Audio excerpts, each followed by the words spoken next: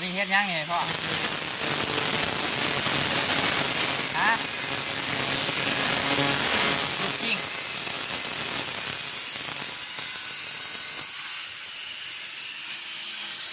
เงินการสร้างด้วยฝีมือตัวเองเอาเบิ่งกันนะว่าจะสิเป็นแนวไหนเบิ่งจากสร้างมาจากฝั่งโน้น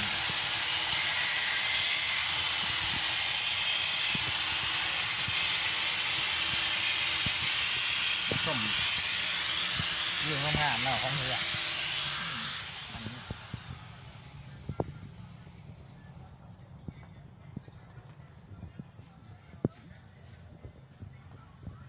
เฮ็ดยังก่อเฮ็ดยัง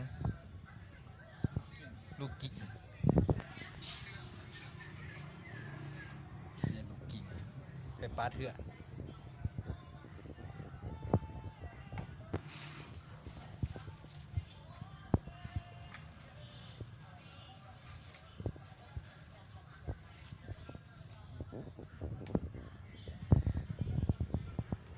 วันนี้พวกเฮาสิได้เฮ็ดเต็นท์เนาะมีลูกกิ่งลูกหยังสำหรับอยู่เพื่อนของข้าพเจ้าเองเนาะแต่ว่าใครที่สนใจอยากเฮ็ดลูกกิ่งหรือว่าเฮ็ดเต็นท์เนาะก็สามารถมาสั่งได้เนาะเอาได้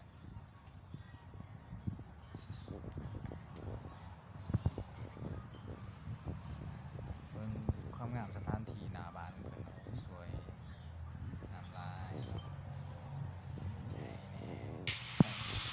เดินอ้ายดอกในรถไป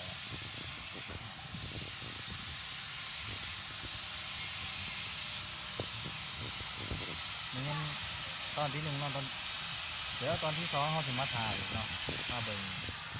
ที่สร้างลูกกิ่งเนาะสร้างลูกกิ่งแล้วก็เฮ็ดเต็นท์เนาะ